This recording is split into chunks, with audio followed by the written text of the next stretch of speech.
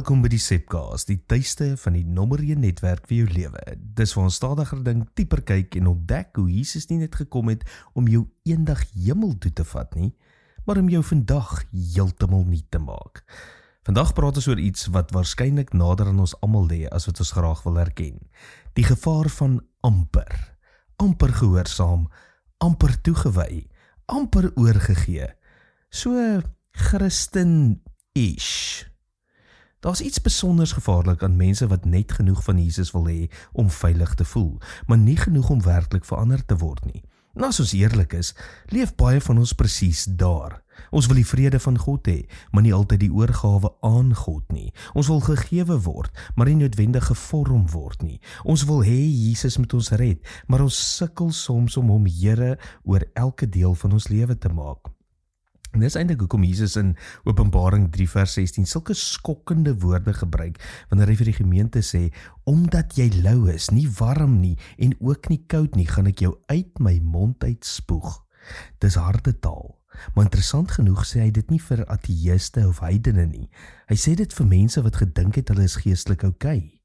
Hulle het waarskynlik eredienste bygewoon, hulle het waarskynlik gebid, gesing en al die regte godsdienstige bewegings gemaak. Hulle was nie koud nie. Maar hulle was beslis ook nie aan die brand nie. Hulle was net low, kind of Christen-ish.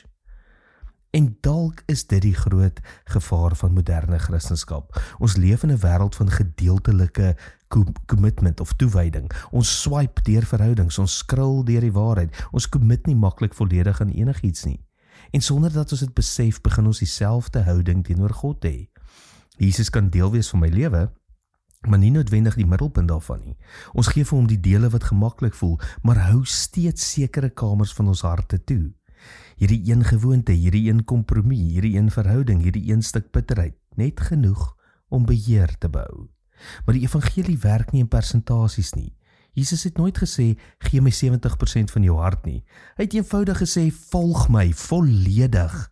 Want gedeeltelike gehoorsaamheid voel baie keer soos gehoorsaamheid, totdat die Heilige Gees begin praat, totdat jy besef jy het lankal begin rasionaliseer wat God eintlik reeds aangespreek het. Dis hoe mense geestelik dryf, byna nooit met een dramatiese besluit nie.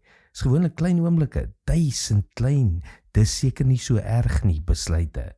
'n Klein kompromie hier, 'n klein verskoning daar, en stadig maar seker beweeg jou hart verder van die God af wat jou lief het. Nie omdat hy wegbeweeg het nie, maar omdat hy gedeeltelik gehoorsaamheid altyd afstand begin bou. Maar hier's die ongelooflike nuus van die evangelie. Jesus wag nie vir perfekte mense nie. Hy roep eerlike mense, mense wat ophou voorgee, mense wat ophou wegsteek, mense wat ophou sê ek's fine-ish, mense wat bereid is om te bid. Here, wys my waar ek nog halfhartig leef. Want die doel van Jesus was nog nooit net om jou 'n beter weergawe van jouself te maak nie.